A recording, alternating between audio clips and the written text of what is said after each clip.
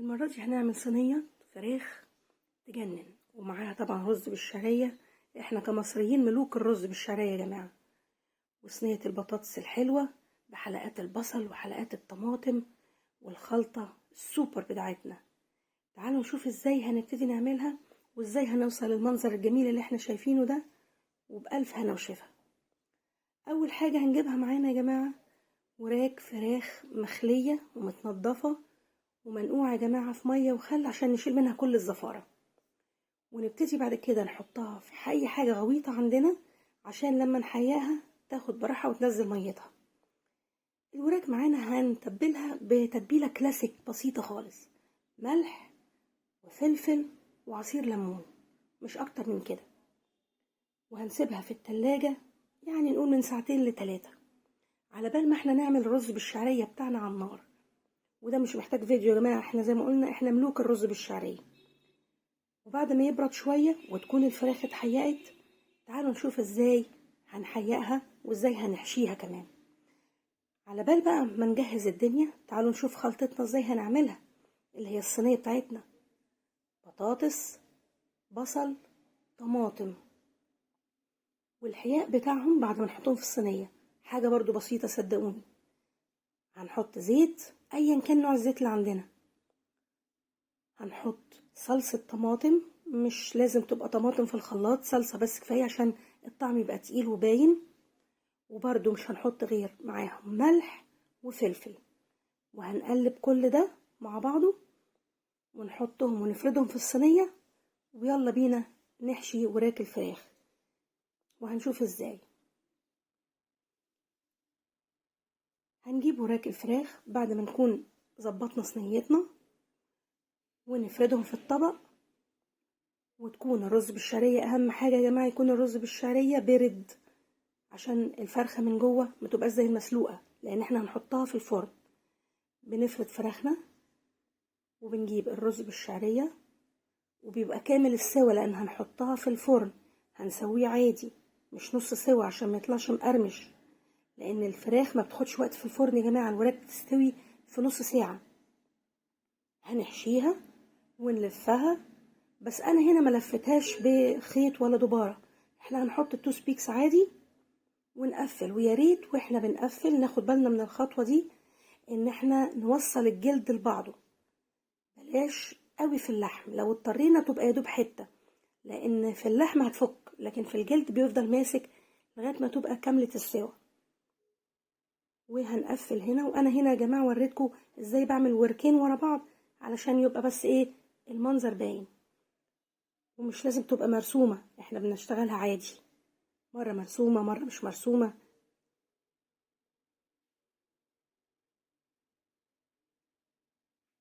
حتة يدوب كده جت في اللحمة مش مشكلة، ملكوش دعوة يا جماعة بالخشب اللي طالع ده، مش بيتاكل، هنشيله في الاخر. المنظر ما يهمناش، في الاخر هيبقى المنظر جميل. برضو ادي واحدة تانية بنعملها بنفس الطريقة. ويا جماعة لو سمحتم ما تكتروش الحشو، خلي الحشو يدوب عشان يلف معانا الورك ويقفل والجلد يوصل لبعضه. لان حتى كتر الحشو، انا في وحدايتين حتى هتلاحظوهم كترت الحشو فيهم شوية، الجلد اتقطع وبان الحشو مع السخونة والحرارة. هنقفل برضو بالتوس بيكس نوصل الجلد لبعضه، وهنشوف شكلها في النهاية وازاي هنرصها في الصينية بتاعتنا فوق الخلطة. بس برضو في تكاية كده هنعملها في الخلطة قبل ما نحطها في الصينية، لان كمان وش الفراخ لازم يدهن. وهنا بقى سر الصنعة يا جماعة. تعالوا نشوف ازاي هنرصهم في الصينية.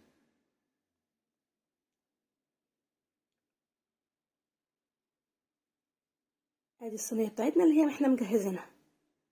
هنسقيها بس شوية مية سخنين، ومش كتير يا جماعة، يعني مش المية تبقى على الوش، لا، لو خدتوا بالكم مش هتعمل نص كوباية. وبعد كده نروح رصين الفراخ، وممكن اللي انتوا بتسموه حمام كداب، بس الحشو هو اللي مختلف، لا رز اصفر ولا فريك. هنرص الفراخ. والتركايه اللي جايه دي يا جماعه مهمه جدا صدقوني، هتغير من الطعم.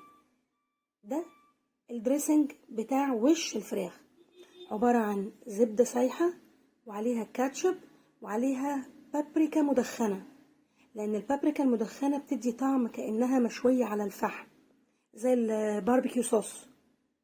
ندهن وش الفراخ كلها وما نبخلش، على قد ما نقدر ندهنها، وبعد كده نغطيها بالفويل ونحطها في الفرن. هي بتاخد بالظبط يا جماعة في الفرن على 200 نص ساعة، وبعد كده نشيل الفويل ونحطها تحت الشواية من 5 ل7 دقايق بالكتير، علشان الوش مع الدريسنج يبقى جميل. وادي المنظر، وبألف هنا وشفا. بقت مشوية وجميلة، وهنقدم معاها الرز بالخلطة اللي احنا كنا اصلا عاملينه، وبألف هنا وشفا. وما تنسوش رأيكم تكتبهولي في الكومنتات، واللي عايز اي وصفة اهلا وسهلا بيه يقول لي بس وانا تحت امره.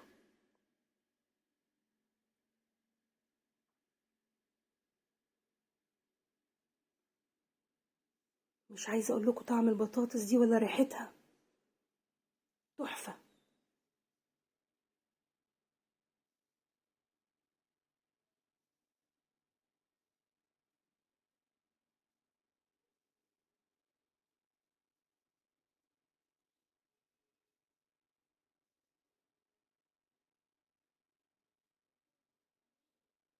ايه رأيكم في المنظر يا جماعة؟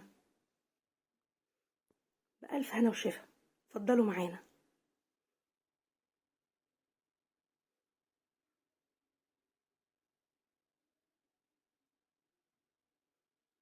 باي باي.